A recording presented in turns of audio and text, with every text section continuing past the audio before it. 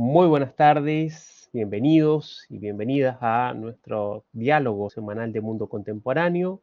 Hoy, martes 22 de abril de 2025, y nuestra sesión de hoy va a ser atípica porque dejaremos brevemente el viejo continente y nos trasladaremos al otro lado del Atlántico, a América del Norte. Hoy vamos a analizar lo que fue la Guerra Civil estadounidense, uno de los procesos más importantes en la historia de los Estados Unidos. Hasta el día de hoy sigue siendo el conflicto con mayor cantidad de bajas en la historia de Estados Unidos, más que la Primera, Segunda Guerra Mundial, más que la Guerra de Vietnam.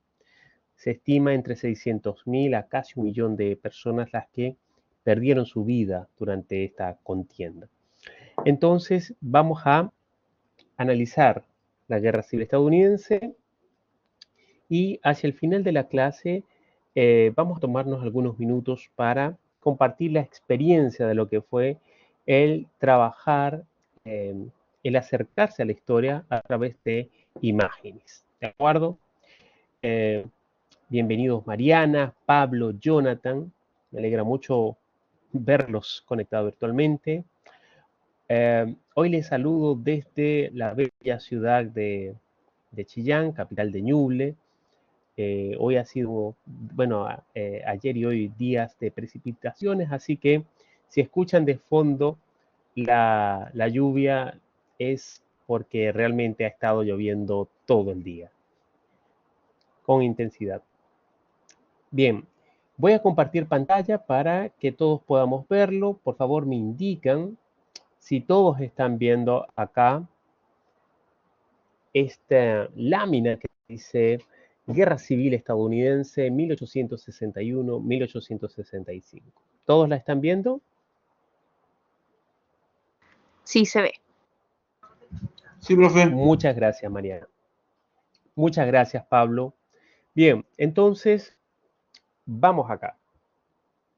Lo primero que vamos a hacer es seguir esta agenda. Vamos a contextualizar brevemente, desde una perspectiva panorámica, la historia de los Estados Unidos de comienzos del siglo XIX para situarnos, y luego vamos a adentrarnos de lleno en lo que fue la Guerra Civil estadounidense, en sus orígenes, desarrollo y repercusiones. Por favor, hagan todo tipo de preguntas o comentarios en el chat. Es importantísimo que podamos aprovechar al máximo este feedback, este diálogo multidireccional. Lo primero que vamos a ver, y sobre todo haciendo alusión al ejercicio que ustedes tuvieron sobre análisis iconográfico, es contextualizar la independencia de los Estados Unidos, la llamada Revolución Estadounidense, American Revolution, que significó la independencia de los Estados Unidos. Esta se desarrolló entre 1775 y 1783. Hay que recordar que al Estados Unidos histórico, al cual nos estamos refiriendo, son las 13 colonias de la costa este de Estados Unidos. Recuerden ustedes que el mapa de América del Norte, o lo que hoy en día es actualmente Estados Unidos, estuvo en posesión de varias potencias. El sur, la península de la Florida, en manos de México, de España, lo que era el suroeste de Estados Unidos, Texas, Arizona, Nuevo México, Utah, California, también era Nevada, también era parte del Virreinato de Nueva España, toda la parte sur, cuenca del río Mississippi, lo que sería Alabama, Luisiana, estaba en posesión de los franceses. Una parte al norte también en un momento estuvo en posesión de los Países Bajos, de los holandeses, como la ciudad de Nueva York, por ejemplo. Y también otra parte que es el Estados Unidos histórico en posesión británica, el territorio conocido como Nueva Inglaterra. Bien, la independencia de los Estados Unidos podemos situarla en varias etapas. La primera etapa de ellas, o el hito, que constituyó el primer espacio para la independencia de los colonos americanos fue la llamada masacre de Boston del 5 de marzo de 1770. Como ustedes saben, Boston, una ciudad de capital de Massachusetts, puerto en el Atlántico Norte de los Estados Unidos actuales, Estados Unidos histórico, había sido un importante centro cultural, histórico y económico. Los británicos habían impuesto un monopolio comercial que obligaba a las colonias americanas a comerciar solamente a través de Gran Bretaña y a través de las condiciones y precios impuestos por la corona británica. Esto, sin lugar a duda, fue un punto culminante de tensiones en una primera instancia económica. Ese es el motor de este proceso de transformación y que luego alcanzó también una transformación política.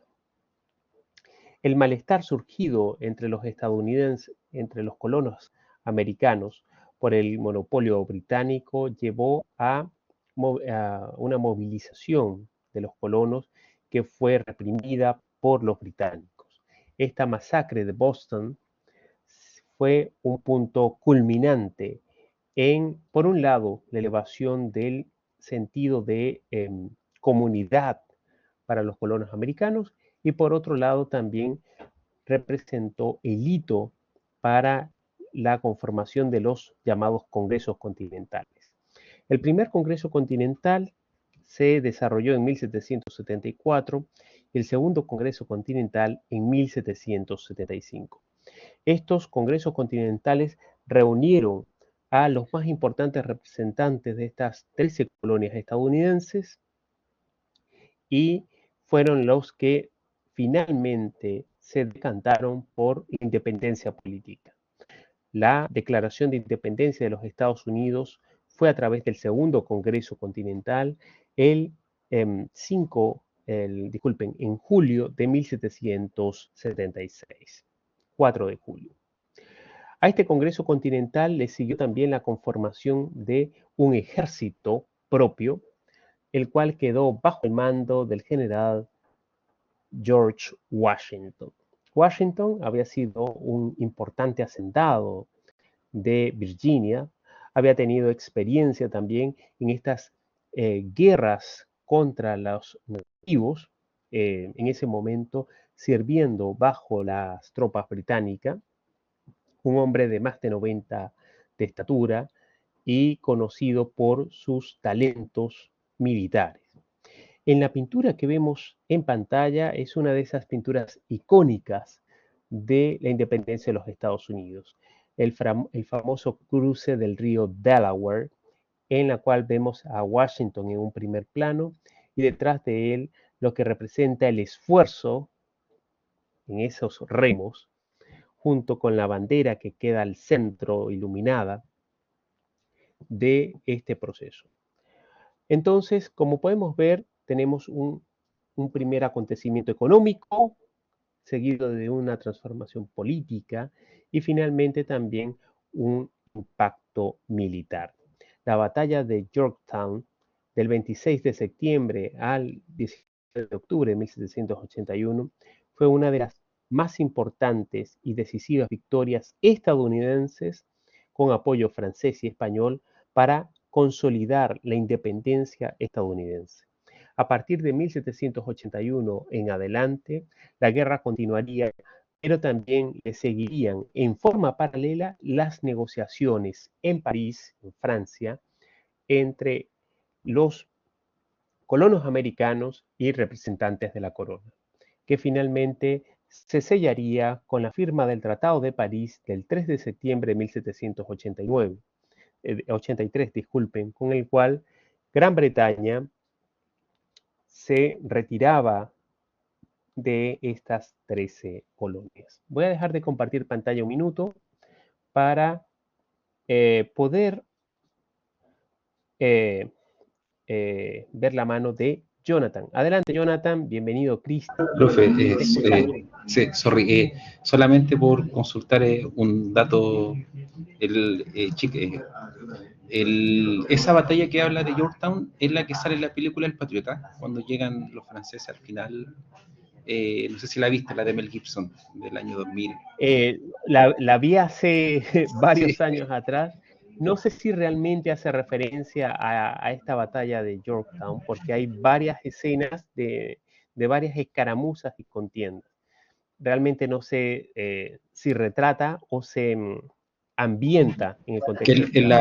la Pero batalla sí, final, en teoría, sorry, como que pierde ahí, no me acuerdo el nombre del general británico y que se rinde y que llegan los franceses. Entonces me hace sentido lo que donde puso apoyo de los franceses, pudo haber sido la que se es representada en esa parte final. eh, puede resultar probable. Muchas gracias, Jonathan. Es importante esta conexión de todas nuestras referencias culturales, de imágenes, para poder conectar con los temas. Eh, Recomiendo la película El Patriota porque se ambienta en el contexto de la guerra civil, en la guerra de independencia estadounidense, aunque obviamente hay algunas historias dramáticas más personales y con licencias artísticas. ¿Sí, Pablo? Sí, una pregunta. Adelante, Pablo. En este tiempo, ya en 1783, que estuve viendo ahí por el trabajo 83. estuve viendo por el trabajo de que nos tocó hacer, estuve viendo un Uh-huh. pintor francés. No sé si en esta época ya Francia ya había vendido a Estados Unidos Luisiana. No, aún Ah, no. Luisiana sería adquirida luego durante el periodo napoleónico, ya. cuando Napoleón veía con poco interés geopolítico el tener estas posesiones en América y prefería concentrarse en Europa. Y claro, el alcance del imperio napoleónico llegaba de Francia hasta lo que actualmente es Polonia. Entonces, estaba en ese contexto, en ese Ya, marco. ya, profe. Muchas gracias, Pablo. Bien, vamos a volver al siglo XVIII y a los Estados Unidos de esta época. Bien, entonces acá tenemos, como dijimos, un hito económico, un hito político y un hito militar. La Declaración de Independencia de los Estados Unidos se desarrolló formalmente el 4 de julio de 1776. En sus pantallas vemos una representación, una pintura con los llamados padres fundadores de la independencia. Habitual para la época, obviamente todos hombres blancos, propietarios, que fue muy similar al proceso de independencia de las naciones hispanoamericanas. Dentro de esta declaración de independencia de los Estados Unidos, nos encontramos las 13 colonias, germen, origen, núcleo de los Estados Unidos históricos. Y estas fueron Massachusetts, New Hampshire, New York, Rhode Island, Connecticut, New Jersey, Pennsylvania, Maryland, Virginia, North Carolina, South Carolina y Georgia. Por eso esas 13 barras rojas conectadas y las 13 estrellas. Esta era la bandera original estadounidense. Obviamente las estrellas se fueron sumando, incorporando en la medida de que cada estado, mejor dicho, cada territorio era incorporado a la Unión como Estado federal. Pero acá hay varios aspectos importantes. Uno de los más importantes es la idea de nación que se teje a fines del siglo XVIII en Estados Unidos. La idea de los padres fundadores. Y esto es muy importante. Si ustedes se fijan, al contrario de nosotros en Hispanoamérica, que se tiende a centrar las narrativas historiográficas en torno a libertadores o un libertador, Bolívar, O'Higgins, San Martín, Morelos, Hidalgo, entre otros. En el caso de los Estados Unidos, no aparece la idea de libertador o un único libertador, sino que aparece es la visión de padres fundadores en plural. Y este aspecto es muy interesante porque ya hay una visión de ausencia de los personalismos políticos. Sumado a ello, otro aspecto clave e importante es que los padres fundadores fueron mayoritariamente civiles, hombres de pensamiento, de leyes, intelectuales, también en contraposición a los liderazgos militares que surgieron en la construcción de las naciones en Hispanoamérica. Dentro de estos padres fundadores en Estados Unidos nos encontramos a George Washington, quien fue el líder militar, comandante en jefe del ejército continental, primer presidente de Estados Unidos y uno de los que ha gobernado por más tiempo, históricamente 3 periodos de 4 años. Estaban también o considerados como padres fundadores Benjamin Franklin, que casi todos asociamos a este hombre amante de la ciencia que corrió con una cometa para probar la búsqueda de conexión de la electricidad, pero Franklin realmente era un hombre amplio, universal, si se quiere, el más ilustrado propiamente dicho de su tiempo en Estados Unidos. Era un hombre de ciencias, diplomático, pensador, filósofo.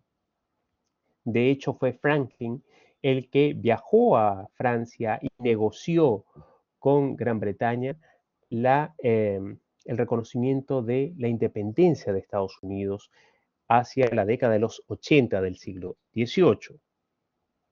También está Thomas Jefferson. Jefferson es, sin lugar a dudas, el hombre de las ideas, el hombre de las leyes, el cerebro y arquitecto político, intelectual de la independencia de los Estados Unidos. También fue presidente, uno de los primeros presidentes de Estados Unidos, pero sin lugar a dudas, uno de estos líderes de las ideas. Asimismo, nos encontramos a estos caballeros que ustedes ven en pantalla, James Madison, John Adams y Alexander Hamilton, hombres también de las ideas y de las leyes, la articulación de este aparato legal en Estados Unidos. Y nos detenemos en esto porque es muy importante entender esta construcción de nación, esta idea de nación, porque a lo largo de la historia de los Estados Unidos ha habido una sola constitución con algunas enmiendas, es decir, un solo marco constitucional y la ausencia de personalismos políticos y de intentos de golpes de Estado o gobiernos militares. Entonces, acá hay aspectos fundacionales claves para entender esta dinámica y cultura política norteamericana. La independencia de los Estados Unidos se concretó en 1783 con el Tratado de París que ya mencionamos, pero le siguió luego la redacción de la Constitución de Estados Unidos. Esta Constitución se tardó varios años y fue finalmente redactada por la Convención de Filadelfia de 1787 y entró en vigor 2 años más tarde, en 1789. En este periodo, los Estados Unidos y la Constitución de los Estados Unidos se funda bajo el principio de, por un lado, gobierno federal, es decir, cada estado de la Unión tiene igualdad de deberes y derechos, tienen su propia constitución, su propia legislación, corte de justicia. Hay un principio de unidad dentro del reconocimiento de la autonomía de cada estado hasta el día de hoy, y también el principio de división del poder. Poder legislativo, poder ejecutivo y poder judicial.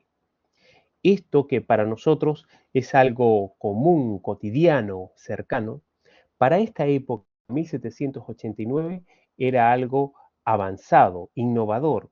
Pensemos, por ejemplo, que este mismo año, 1789, se estaba comenzando la Revolución Francesa el 14 de julio de ese año en el viejo continente. En esta época todavía nos referimos a gobiernos absolutos o monarquías absolutas en el viejo continente. Entonces, hay elementos muy importantes, muy potentes dentro del pensamiento ilustrado, del pensamiento político, de filosofía política, en el germen nacimiento de esta nación. Aunado a ello, es muy importante mencionar que para esta época los Estados Unidos eran apenas esta franja de la costa este y que tuvieron el apoyo muy importante financiero, diplomático y naval de Francia y un apoyo político y militar de España notable. De hecho, esta pintura que ustedes ven en pantalla es una representación de la batalla de Pensacola, que se desarrolló entre marzo y mayo de 1781 y que fue muy importante, decisiva para la independencia de los Estados Unidos. En esta batalla participaron hombres muy conocidos en la historia hispanoamericana, como Bernardo de Galvez, Francisco de Miranda, entre otros. Y también no es casual de que ambas potencias hayan apoyado a Estados Unidos. Tanto Francia como España eran enemigos, adversarios del Imperio Británico, o mejor dicho, de Gran Bretaña, y por eso el apoyo militar y diplomático francés y español fue importante. Asimismo, por favor, vean el contexto y el desarrollo de los acontecimientos. Este mismo apoyo financiero francés, que representaba cifras muy altas, fue también uno de los elementos que conllevó al debilitamiento de las arcas francesas y que daría origen a la Revolución Francesa, junto con otros, ¿sí? Pero, por favor, vean ustedes el contexto. La década de los 80 del siglo XVIII, la misma década en que Francia se produjo la Revolución Francesa.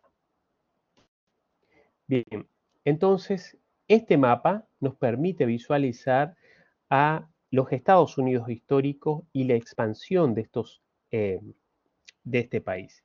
Los Estados Unidos históricos es esta franja de color verde oscuro, rosa intenso, rosa oscuro, en la costa este, la costa atlántica, y una primera expansión fue esta de color rosa más claro. La frontera en este punto se encontraba acá, la frontera natural era los Apalaches, esta cadena montañosa entre Nueva Inglaterra, o mejor dicho, los Estados Unidos históricos del centro oeste.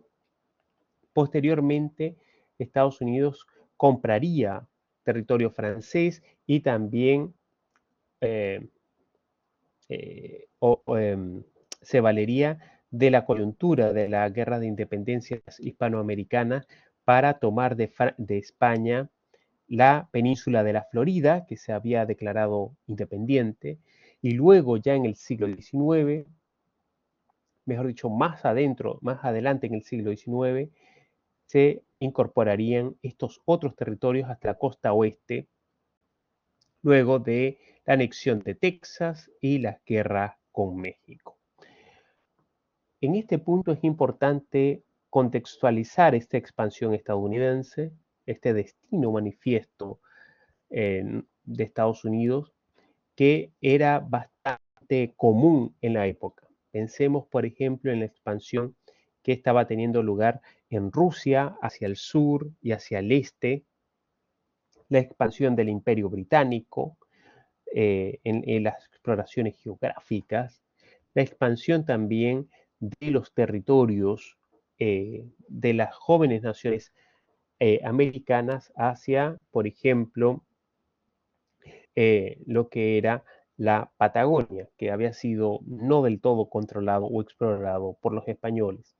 Entonces hay que entender esta expansión geográfica estadounidense dentro de este contexto en las cuales varias naciones y potencias que pudieron llevarlo a cabo desarrollaron esta idea de visión civilizadora de nuevos espacios. Así llegamos a mediados del siglo XIX, sin lugar a dudas, lo que había sido, voy a volver acá un poco atrás, la mayor parte de estos territorios en amarillo claro, que corresponden a Nuevo México, Arizona, Utah, Nevada, parte de Wyoming, California, habían sido anexados por los Estados Unidos a través del famoso Tratado Guadalupe Hidalgo, que puso fin a la guerra entre México y Estados Unidos entre 1845 y 1848. Y eso nos permite ver de forma completa esta expansión estadounidense. Así llegamos a mediados del siglo XIX y aparece la figura de este caballero, Abraham Lincoln, uno de los primeros presidentes a nacer al otro lado de los Apalaches, es decir, una frontera histórica para los Estados Unidos de la época. Lincoln había sido un hombre que se había hecho a sí mismo como hombre de leyes, abogado, había ejercido en centro-oeste de Estados Unidos, no había tenido mucho éxito político. De hecho, las elecciones a las parlamentarias a las cuales se había postulado Lincoln no había resultado electo, pero sí logró canalizar la nominación republicana de 1860 y ganar la presidencia. Sin embargo, para esta época, la década de los 50 del siglo XIX, ya comenzaba a delinearse una división entre dos partes del país, el norte y el sur, con desarrollos económicos distintos, entre un norte industrializado y un sur agrícola.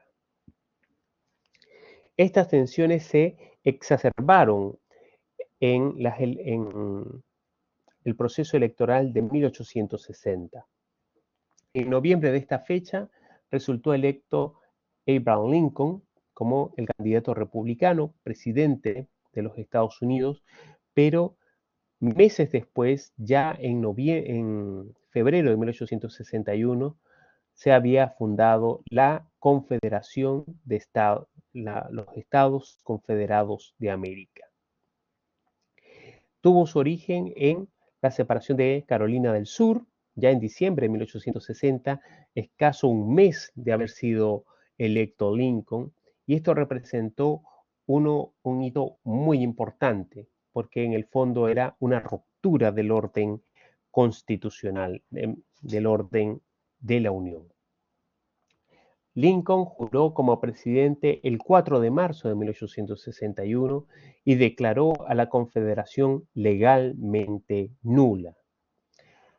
Sin embargo, rápidamente, apenas días después, abril de 1861, las fuerzas confederadas abrieron fuego en el fuerte Sumter, en el puerto de Charleston, Carolina del Sur, con lo que se inició la Guerra Civil estadounidense. Ahora entendamos un poco más el origen de la Guerra Civil estadounidense. El origen de la Guerra Civil estadounidense podemos visualizarlo en este mapa. Este es el mapa de los Estados Unidos de 1860 a 1861 y vemos en color azul los estados del norte, ¿sí? Donde se encuentra el centro norte de los Estados Unidos, los estados más industrializados, con mayor desarrollo económico, y al sur, en color gris, nos encontramos los estados del sur o de la Confederación. Hacia el oeste, lo que vemos en color amarillo son los territorios indios, territorio de Nuevo México, territorio de Nebraska, Dakota, que todavía no eran estados, eran territorios extensos con comunidades nativas, y la política gravitante en esta época se centra en la centro de Estados Unidos, centro-oeste. Un punto clave para entender esto es que el desarrollo industrial de los estados del norte a partir de la industria, las factorías, requería de una fuerza tecnificada y una fuerza laboral asalariada. Mientras que los estados del sur, los estados que vemos en color gris, dependían de una fuerte producción agrícola de grandes extensiones para el cultivo de algodón, azúcar, tabaco, entre otros.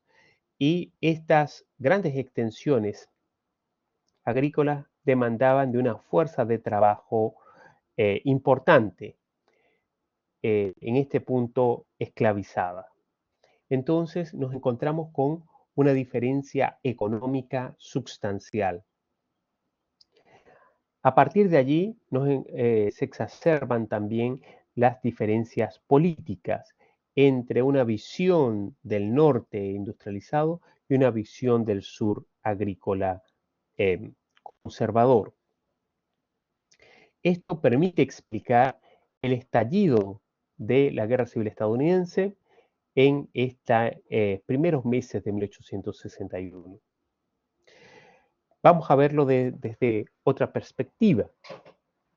En este punto, ya en 1861, nos encontramos con dos estados contrapuestos. El Estados Unidos de la Unión, representado por el presidente Abraham Lincoln, y la Confederación de Estados del Sur, que eligió su propio presidente, Jefferson Davis, a quien vemos en pantalla, y el inicio de la guerra. Acá vamos a ver este punto clave. Esta fue una guerra civil, es decir, de estadounidenses contra estadounidenses, una guerra de desgaste larga, a pesar de las características y de la simetría entre ambas fuerzas.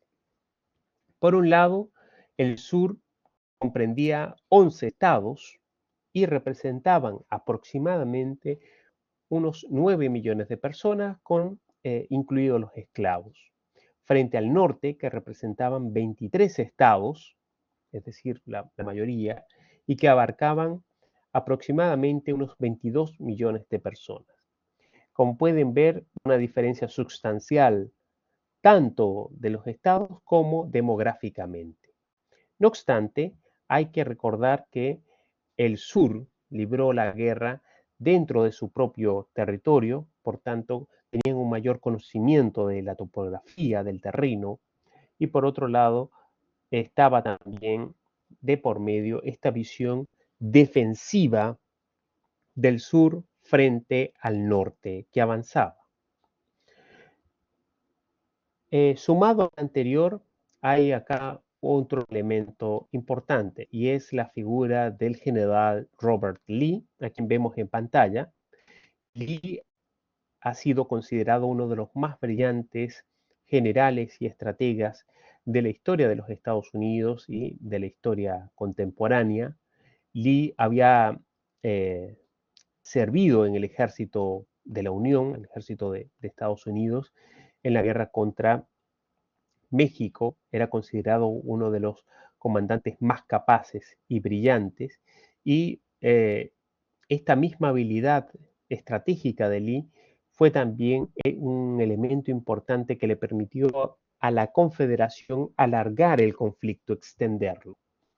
Vamos a verlo en esta perspectiva. Por un lado, tenemos un norte con una clara superioridad económica, industrial, en recursos, para la producción de armas, vestuario, municiones, habituallamiento, mientras que por otro lado está un sur que presentaba una guerra defensiva, pero que contaba con comandantes que conocían el terreno, experimentados y con una dirección notable. ¿Sí? ¿Alguna duda, pregunta hasta acá?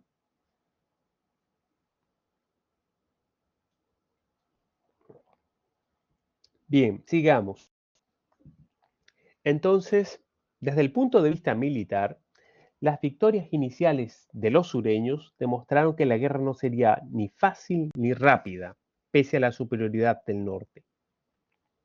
Sin embargo, en el mar, el norte logró concentrar la mayor parte de la armada, y esto fue vital porque Lincoln ordenó un bloqueo a las costas del sur, lo que restringió, cortó, cerró la posibilidad de obtener recursos, armas provenientes de Europa. A su vez, desde el punto de vista diplomático, cortó la comunicación entre el sur y Europa, es decir, también eh, la posibilidad de que las potencias europeas pudiesen entrar en el conflicto.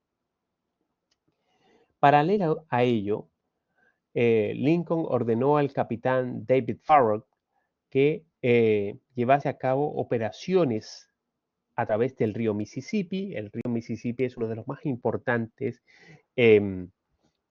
cuencas hidrográficas de los Estados Unidos, eje para el comercio, transporte y comunicaciones del centro-sur de Estados Unidos.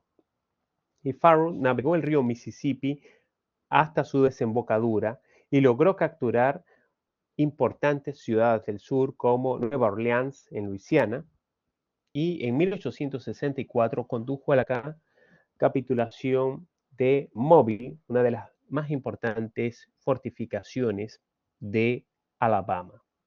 Entonces, con esto lo que estamos viendo, voy a volver atrás, es que la Armada de la Unión logró cortar las comunicaciones de la costa atlántica del sur, pero también cortar las comunicaciones a través del río Mississippi. Voy a volver más adelante. Desde el punto de vista militar, Lincoln nombró un nuevo comandante para las fuerzas del norte, y fue este caballero que vemos en pantalla. Les presento al general Ulysses Grant, quien luego sería presidente de los Estados Unidos unos años más tarde, pero Grant se convirtió en el mayor organizador del ejército de la Unión para conducir una paulatina serie de victorias de toma del territorio hacia el sur. Sería una tarea ardua, pero importante. En este punto, en el valle del Mississippi, ¿sí?, esta parte del centro-oeste de los Estados Unidos, las fuerzas de la Unión lograron varios triunfos que permitieron avanzar hacia el territorio del sur y tomar casi todo el oeste de Tennessee. Asimismo, en Virginia, las fuerzas del norte sufrieron varias derrotas, como la de Richmond, a manos de una defensa militar muy bien organizada por el general Robert Lee y también por el general Thomas Stonewall Jackson, que, como pueden observar en su nombre, este muro de piedra supuso una derrota significativa en la batalla de los 7 días entre el 25 de junio y el 1 de julio de 1862 para la Unión. Entonces podemos ver que este primer año hay un movimiento de las posiciones entre el norte y el sur. Sin embargo, luego de la batalla de Antietam, en Maryland, el 1 de septiembre de 1862, la Unión logró una significativa victoria. Si bien había sido una victoria que costó mucho militarmente, esta victoria fue decisiva porque permitió que la Unión bloqueara de forma decisiva la participación o presencia de las potencias europeas, específicamente de Gran Bretaña y Francia, en el conflicto. Es decir, con esto negaron cualquier tipo de reconocimiento por parte de las potencias europeas de los estados de la Confederación y lograron que no obtuviesen ningún tipo de ayuda económica desde Europa. Más aún, luego de la batalla de Antietam, el presidente Lincoln pronunció su famoso discurso de proclamación de la emancipación. Este discurso fue muy significativo porque Lincoln explícitamente otorgó a los esclavos la posibilidad de unirse a la Unión como libres, como personas que podían servir en sus filas. Esto tuvo una enorme repercusión desde el punto de vista político para el conflicto de la Guerra Civil, porque en el fondo Lincoln estaba abriendo la posibilidad de la abolición de la esclavitud como una causa y una meta superior de la Unión. Entonces, acá tenemos una victoria militar a un alto costo, pero una victoria diplomática y política de suma relevancia. Vamos a verlo. En esta imagen tenemos una representación de lo que fue la batalla de Antietam y la trascendencia histórica de la misma, de septiembre de 1862. A partir de la proclamación de Antietam, la Unión permitió que desde el 1 de enero de 1863 los afroamericanos podrían enlistarse en el ejército de la Unión y participar en la guerra. De este modo, se estima que 178.000 afroamericanos sirvieron en regimientos del ejército y 29.500 en la Armada de la Unión. Números importantes, significativos, pero también no deja de representar un elemento simbólico de que podían tomar las armas y servir en igualdad de condiciones, o por lo menos durante el conflicto, durante la guerra, en la Unión. Por su parte, las fuerzas del general Lee siguieron venciendo a los ejércitos de la Unión en Virginia, Fredericksburg, en diciembre de 1862, y Chancellorsville en mayo de 1863, pero en posiciones cada vez más defensivas. Así nos encontramos en el año 1863, mediados de 1863, en los cuales se produjo una de las batallas más importantes de la Guerra Civil estadounidense, la batalla de Gettysburg. Hoy en día Gettysburg es un parque nacional en Estados Unidos y están varios testimonios de cultura y mito de que todavía se le escuchan o hay personas que afirman haber escuchado ruidos de aquella batalla. La batalla de Gettysburg fue una de las más cruentas, más sangrientas de toda la historia de los Estados Unidos de la Guerra Civil estadounidense. Y esta fue una victoria muy importante para el ejército de la Unión. La Unión logró hacer retroceder a los sureños más allá del río Potomac, y para que tengamos una idea de lo que significó Gettysburg, estamos hablando de que este fue un punto de inflexión, es decir, a partir de Gettysburg sería la Unión la que tomaría la iniciativa para cada vez más ir cercando y avanzando en el mismo territorio del sur la guerra, pero a un costo enorme. Se estima, por ejemplo, que hubo 3.000 muertos en el ejército de la Unión, 4.000 bajas en el ejército confederado y más de 20.000 heridos y desaparecidos en combate en cada bando. Es decir, estamos hablando de cantidades sumamente importantes. Por ejemplo, pensemos en que la Guerra Civil de 1891 en Chile, en toda la Guerra Civil se estima que perecieron unas 10.000 personas. En esta batalla de Gettysburg, en julio de 1863 en los Estados Unidos, la cantidad de bajas fue similar para un solo día de contienda. Esta es una representación de la batalla de Gettysburg entre Ejército de la Unión y el Ejército Confederado. La Unión con su uniforme azul oscuro, azul marino, y el Ejército Confederado con su uniforme gris claro.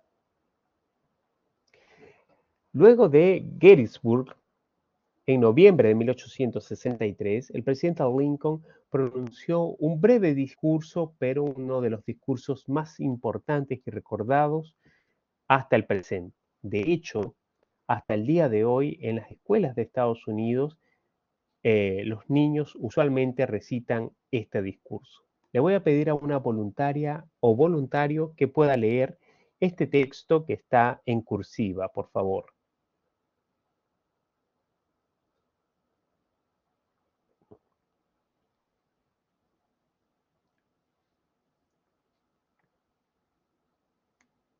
¿Hay alguna voluntaria o voluntario que pueda leerlo?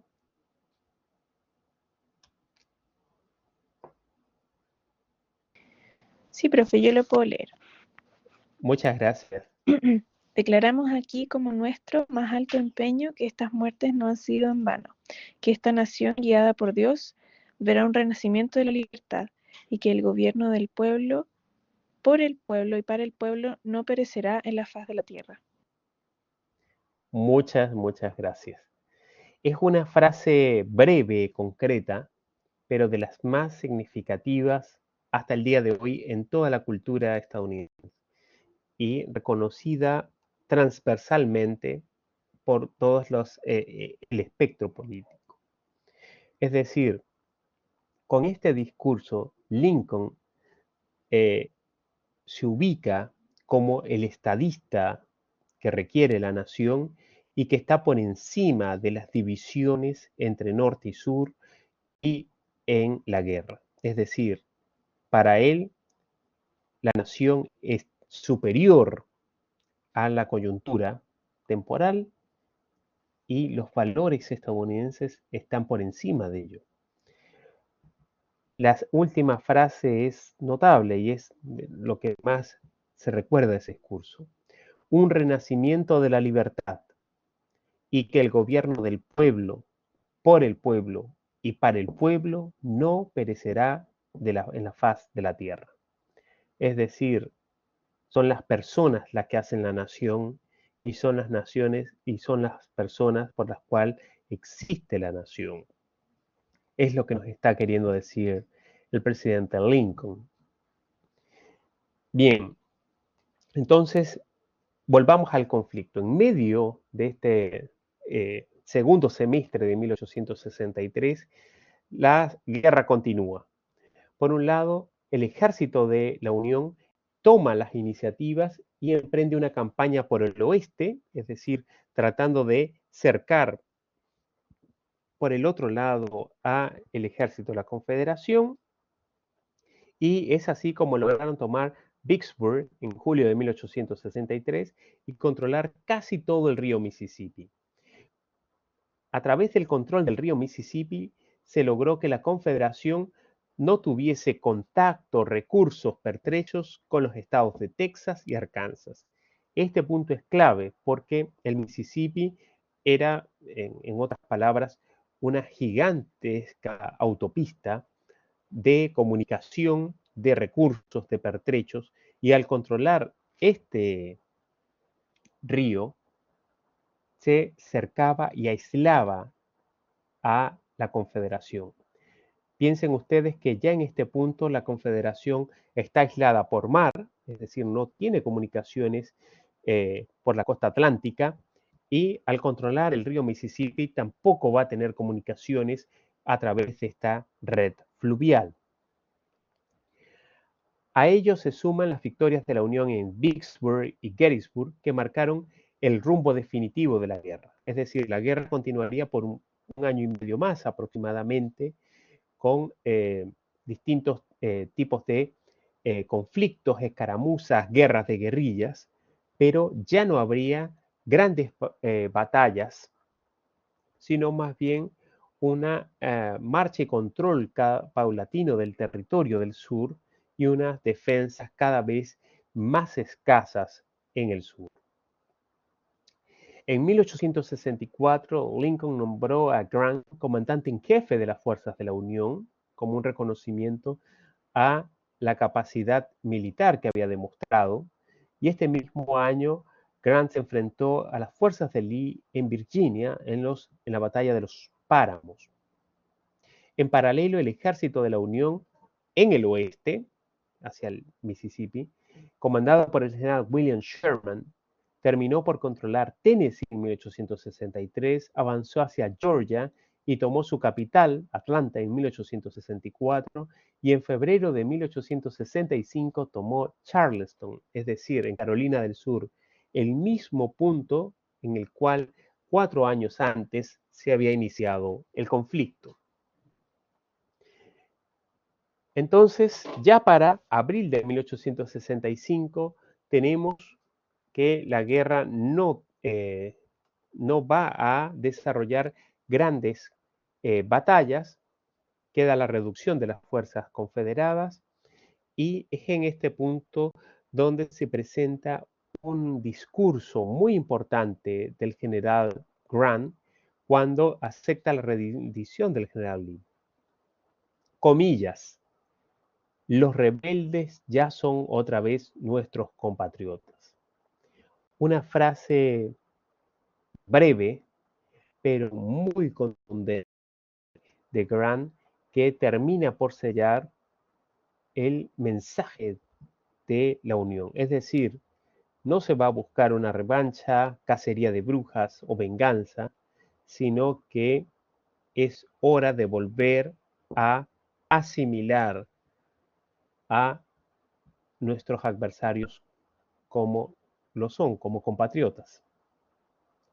Más aún, Lincoln ganó nuevamente las elecciones para un segundo mandato y en su juramentación en 1865 pronunció este discurso. Le voy a pedir a una voluntaria o voluntario que pueda leer este párrafo en cursiva.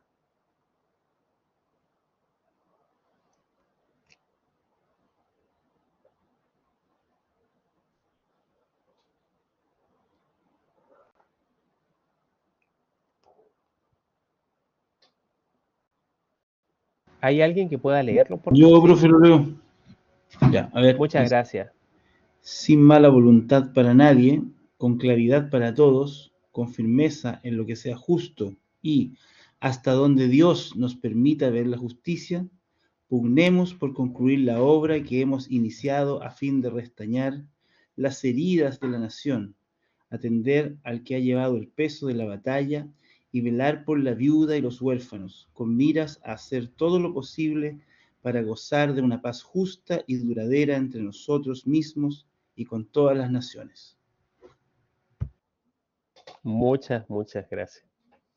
Por favor, detengámonos un minuto en estas palabras, este discurso fuente primaria de la historia, de las palabras de Lincoln. Las palabras de Lincoln son de reconciliación, son de sanar las heridas de la unión de la nación, y más adelante dice: atender a los que han llevado el mayor peso de la batalla, velar por la viuda y los huérfanos. Es decir, hay acá un cariz muy importante de que el centro de la nación son las personas, y las personas más desafortunadas de la guerra fueron las que perdieron a sus maridos, sus esposos y los niños que quedaron sin padre. Entonces, hay acá un contenido muy potente de Lincoln, y por eso Lincoln es recordado y admirado por un amplio espectro del abanico político norteamericano. Es decir, es el vencedor, entre comillas, de la contienda, pero sus palabras son las de un estadista que visualiza la conciliación, entender puentes para unir a una nación herida, fracturada, debilitada. Es muy importante entender el mensaje de Lincoln en este momento. Desafortunadamente, como todos ustedes saben, el presidente Lincoln fue asesinado el 14 de abril, poco después, en el Teatro Ford. Y al presidente Lincoln le siguió su vicepresidente Andrew Johnson, quien era de origen sureño, quien asumió como presidente. Y acá dos medidas importantes de este último proceso. Primero, la reconstrucción fue lenta, la destrucción económica de la guerra civil estadounidense fue muy importante. De hecho, recién en la década de los 90 del siglo XIX fue que se pudo recuperar económicamente el país. Hubo un par de décadas de debilitamiento y reconstrucción, pero hubo elementos de mensaje políticos claves, contundentes en esta reconstrucción.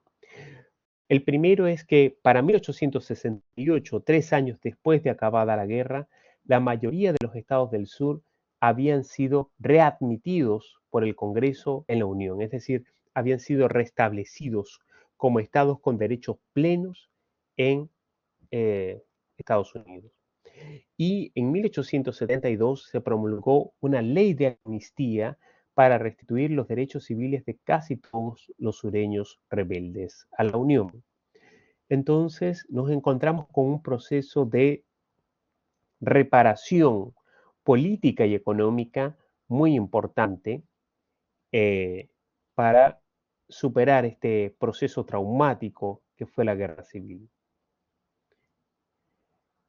Esta imagen es una de las más conocidas, es una alegoría a la muerte de Lincoln, rodeado de todos hombres, todas las personas públicas del momento y del gobierno en torno a su cama. Ahora, algunas repercusiones de la guerra civil estadounidense. Lo primero es que la nación se mantuvo, se constituyó plenamente con los estados de la Unión en el sur, pero hubo surgimiento de grupos ilegales de carácter violento hacia los afroamericanos, como el Ku Klux Klan, que tuvo una serie de actividades de linchamientos y ahorcamientos de afroamericanos desde fines del siglo XIX y buena parte del siglo XX. Es decir, hubo estas expresiones lamentables de violencia. Más aún, hubo tensiones sociales y raciales que se mantuvieron hasta la década de los 60 del siglo XX, cuando los presidentes John Kennedy y Lyndon Johnson finalmente firmaron el reconocimiento de los derechos civiles de los afroamericanos en el sur. Este punto es muy importante en la historia de Estados Unidos y voy a colocar dos ejemplos. El primero de ellos es que, como ustedes recordarán, hace poco tiempo, un par de años atrás, estuvo muy presente en todas las redes sociales y en movimientos de movilizaciones esta frase de que las vidas negras también valen, Black Lives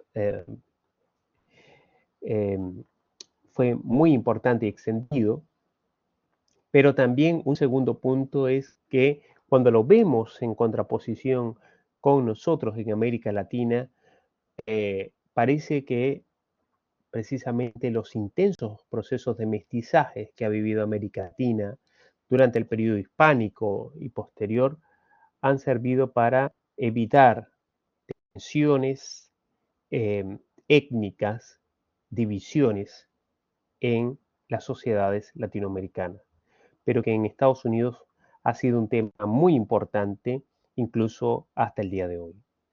Y, por supuesto, si bien la guerra finalizó en 1865, las diferencias entre las estructuras económicas se mantuvieron. Todavía el día de hoy hay un norte industrializado, pensemos por ejemplo en Detroit, ¿sí? El centro de la producción automotriz estadounidense, y un sur agrícola. Para este tema recomiendo estos dos libros. El primero es de un historiador muy conocido, John Keegan, historiador británico especializado en historia militar, que escribió este libro, The American Civil War, y el otro es de un historiador estadounidense plenamente activo, profesor de la Universidad de Texas, H.W. Brands, con este libro sobre la independencia de los Estados Unidos y el proceso de emancipación de la guerra civil. Bien, entonces abrimos nuestro espacio para conversar y debatir estos temas. Hay una famosa película que quizás todos ustedes conocen, Lo que el viento se llevó, una película de 1939 con actuaciones notables. Black Lives Matter, gracias Mariana, a propósito de la muerte del afroamericano Lloyd George. Decía de esta película, Lo que el viento se llevó, es una obra maestra del séptimo arte cinematográfico, pero que está contextualizada, ambientada en medio de la contienda. Bien, dudas, preguntas, comentarios. Profe, Belén. Sí, Pablo. sí, no, es que me acuerdo que el año pasado en un ramo que tuvimos en propedéutico, el profesor nos mandó a hacer un trabajo, un ensayo de un libro que tiene, ¿cómo se llama este escritor? Chesterton, que es sobre Estados Unidos. Uh-huh. Y bueno, y habla un capítulo, no sé si se acuerdan mis compañeros, pero hicimos como un ensayo sobre un capítulo y bueno, trata sobre la guerra civil. Sobre la guerra civil. Perfecto. Sí, la guerra civil ha sido una de las más grandes heridas en la historia de Estados Unidos, pero también uno de los aspectos más importantes de cómo los Estados Unidos se recuperaron en relativamente poco tiempo, unos 20 años, de lo que significó este enorme esfuerzo bélico y fratricida.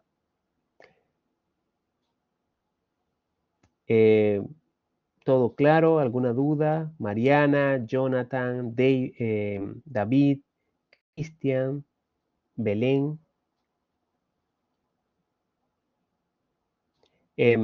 Hay varias películas que recuerdan la guerra civil. Hay una muy famosa de un regimiento de afroamericanos con Morgan Freeman de comienzos de los años 90, que es muy interesante. Muchas gracias, Mariana.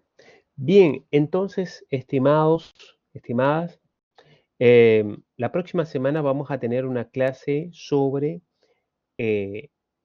los procesos de las revoluciones liberales desde América Latina y vamos a examinar dos casos, el de Chile y el de Brasil. Con eso vamos a cerrar la unidad 1. Quisiera que pudiésemos tener un pequeño espacio de algunos minutos para que comentaran su experiencia con respecto al análisis iconográfico, al análisis de imágenes con contenido histórico. ¿Qué les pareció? ¿Qué encontraron como desafío? ¿Qué les pareció más cercano también, más importante? No sé si algunas personas, una dama, un caballero, pueden compartir esta experiencia. Yo en ¿Sí, lo Jonathan? personal, sí, hola, lo hizo con Claudia, no está ahora.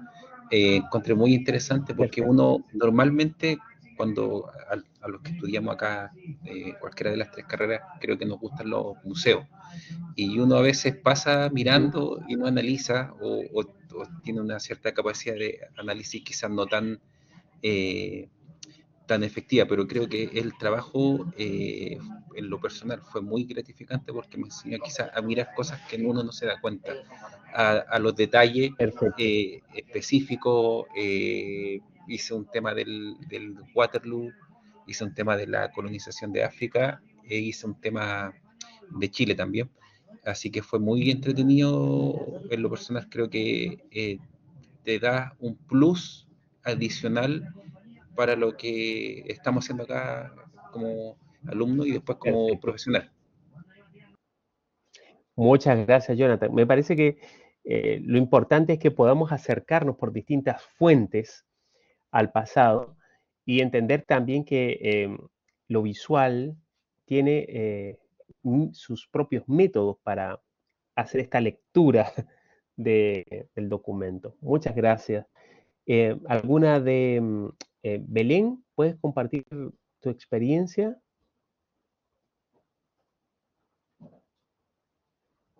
Si nos escuchas. ¿O Mariana? Sí, a mí me gustó mucho esta evaluación. Yo la pude hacer con Tomás. Él no estaba conectado, pero muy bien, nos apoyamos mucho y yo toqué una pintura de Goya, el Coloso. Tocamos también El Torero Muerto y Mañana de Pascua de Friedrich. Así que muy bien, muy Perfecto. entretenido y nunca había analizado una pintura de esta manera, francamente. Me gustó desmenuzarla así y Perfecto. contextualizarla. Uno entiende mucho más de la obra sabiendo en qué contexto estaba el que la pintó. Y fue increíble entender eso. Así que me gustó Mu- mucho el trabajo. Muchas gracias, Mariana. Yo creo que también un punto clave es entender que el arte es una forma de representación también de los contextos, de los momentos, de que el arte también eh, eh, necesita financiamiento y este financiamiento también influye en el proceso de los artistas y de los acontecimientos. En el caso de Goya, ustedes pueden notar un antes y un después en lo que significó la invasión francesa de 1808 y cómo también está en la obra de Goya presente esta guerra de independencia española. Entonces, creo que hay muchas aristas, se abren un abanico de posibilidades para verlas. Las notas van a estar en una semana, entonces probablemente ya el próximo lunes o martes ustedes van a tener las notas a su disposición. ¿Sí? Sí, concuerdo con ello, Mariana. Los colores, las exposiciones, por ejemplo, también en Friedrich, un pintor de esta época, nos fijamos de que casi todas sus figuras humanas son pequeñas, son chicas, diminutas, frente a una naturaleza que se percibe como inmensa, como vasta, dominante. Entonces nos refiere también un, una perspectiva y visión del siglo XIX. Bien, estimados, me alegra mucho que haya sido una nutritiva experiencia. Eh, nos volveremos a ver la próxima semana para visitar los casos de Chile y Brasil en el siglo XIX. Hasta pronto, cuídense mucho, feliz noche y descansen. Que estén muy bien. Nos vemos. Chao. Gracias, profe. Chao, chao. Gracias a ustedes. Que estén muy bien.